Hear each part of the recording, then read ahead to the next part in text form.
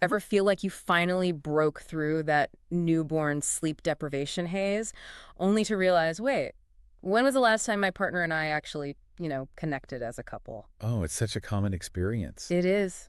And it's rough. It really is, and it can leave you feeling depleted on a whole other level. Like on top of the regular parenting exhaustion, there's this relationship exhaustion too. But today, we're talking about how to not just survive this phase of life, but actually, thrive as a couple. Exactly.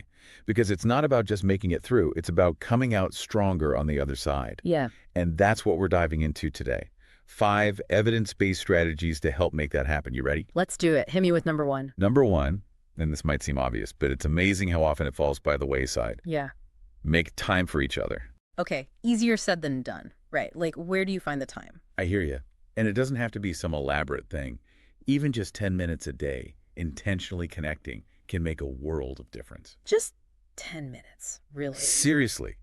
It's like that saying, you don't need an hour in the gym, you just need to actually go to the gym. Yeah. It's about consistency and intentionality. So true. But what if even 10 minutes feels impossible? Then start with 5. Or even just putting your phones down at the same time each night, making eye contact, and having a real conversation. Not about whose turn it is to empty the dishwasher. Exactly. Speaking of which, let's talk about communication. Or should I say miscommunication? Oh, miscommunication, the silent relationship killer. Right. And you know that thing couples do, especially when stressed, where it's all you always Yeah. or you never. The blame game. The worst. The absolute worst. Yeah. And it gets you nowhere. So strategy number 2, straight from the therapist playbook, is something called speaker-listener communication. Okay, tell me more about that. So basically, it's about creating a safe space where each person can express their feelings and needs without, being interrupted or judged. Sounds civilized. It is. Yeah. And the way it works is the speaker uses I statements to talk about their perspective Yeah. and the listener. Their job is to actually listen, to reflect back what they hear, validate the speaker's experience. It's about understanding, not agreeing or disagreeing. So it's not about being right or winning the argument? No, it's about connection, Yeah. about working through things together. I like it. What's next? Number 3, and this one often trips couples up, Hmm. dividing responsibilities. And I'm not just talking about chores here, but the mental load of parenting too. Oh, the mental load. Don't even get me started. It's like this invisible weight you carry around, right? Exactly. And resentment can build up so fast if one person feels like they're carrying more of it. Oh, 100%.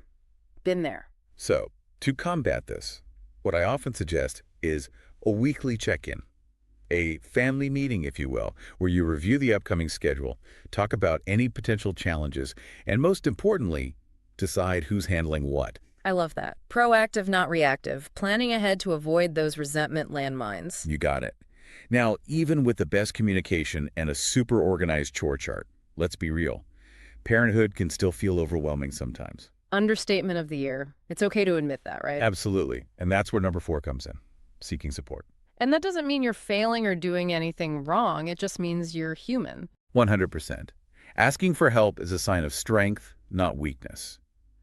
Whether it's leaning on your family, finding a babysitter for a much-needed date night, or talking to a therapist. Sometimes you just need a little backup or someone to vent to who gets it. Exactly.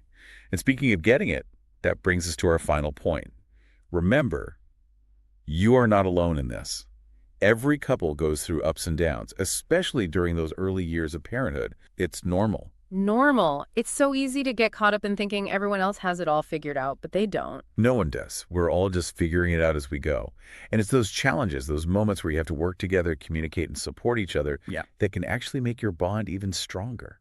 It's about adapting, evolving, and yeah, sometimes just barely keeping it together. And that's more than okay. So to recap, our 5 key takeaways for navigating those relationship changes during parenthood.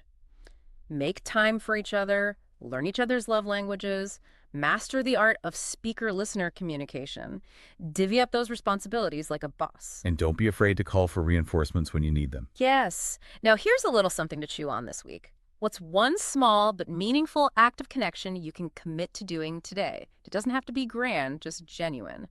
Until next time, happy connecting.